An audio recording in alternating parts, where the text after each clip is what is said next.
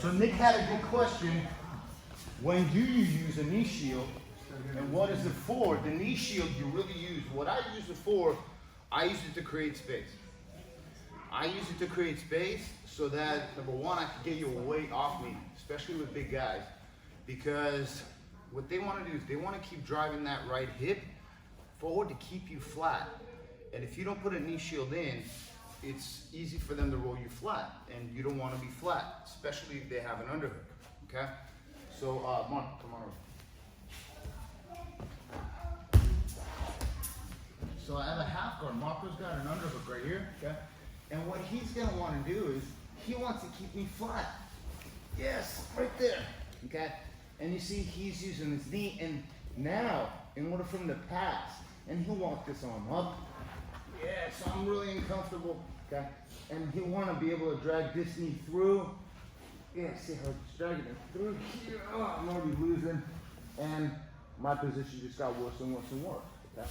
So if I'm here, okay, my right hand has to be framing, and let's say he's got the underhook. That's fine. I just have to keep my elbow low and do my best to not let him drive it up. Go ahead. As I begin to, now right there, I inserted that knee shield right there, yeah, and I arched away, and I created the space. That's why, because with that space, it depends on what he's doing. If he's leaning in on me, there's the underhook right there, okay?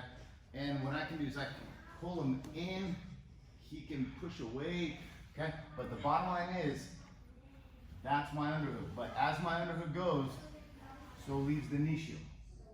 Because then I'm going to be blocking myself here.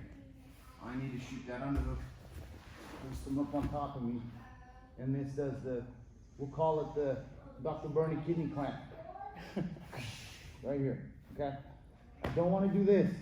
Posture up. Look, there's nothing. He'll pummel back in. And that's what holding did for me. You never want to grab with that underhook. You want to do the kidney clamp. And that's a good way to look at it. Just screw back over. Yeah, one more time. So Marco has got half guard and he's trying, yeah, look, okay? I need to keep this and fight for this, okay?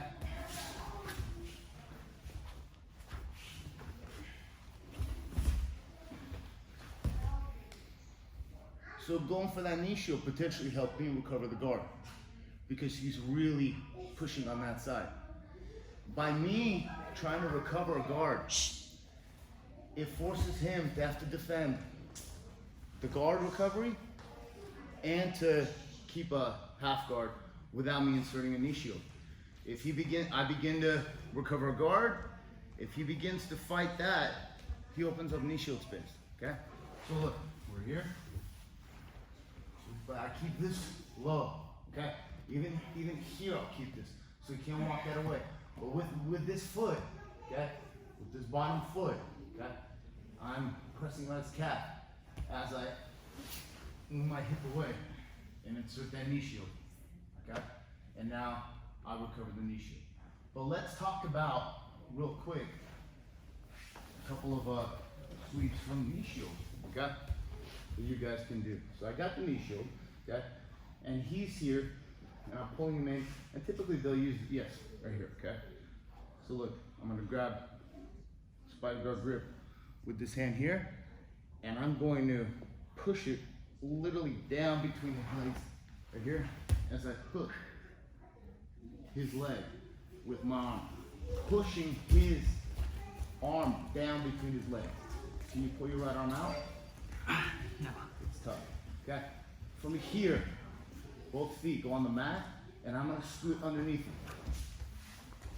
And I'm gonna scoot underneath him here. I'm gonna keep that open as my leg comes out. If you notice, I still have his arm. Okay? All right, one more time. So Marco's gonna help me. So what I'm gonna do is I want the spider guard grip here.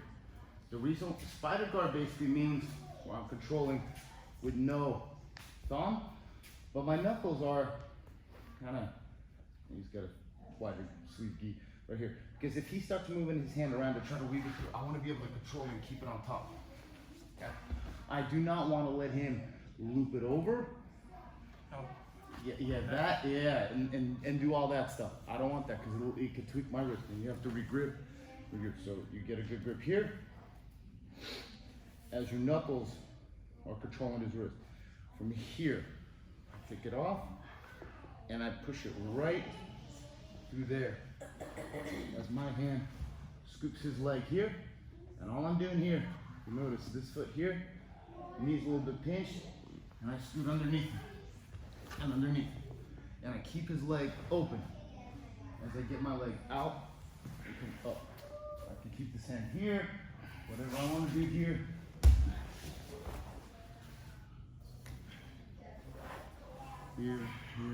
Here, whatever it may be, but I have a good control of the sleeve. Does that make sense, guys? You watch it.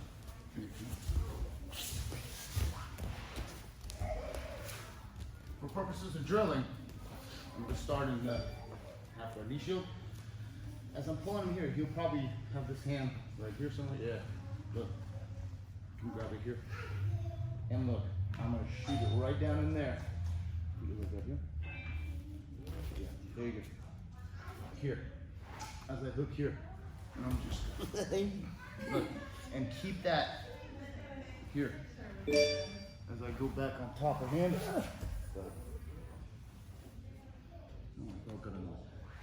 And you're here.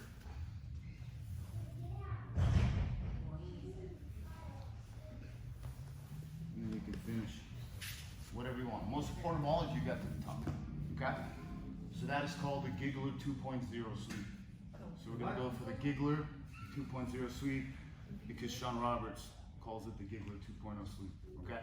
Let's do it. 1, 2, 3. Okay. The Giggler 2.0. Not 1.0. Not just Giggler. It's the Giggler 2.0. What do you mean? Okay. The reason why it's the Giggler because it's so simple. You kind of Giggler at him as it kind of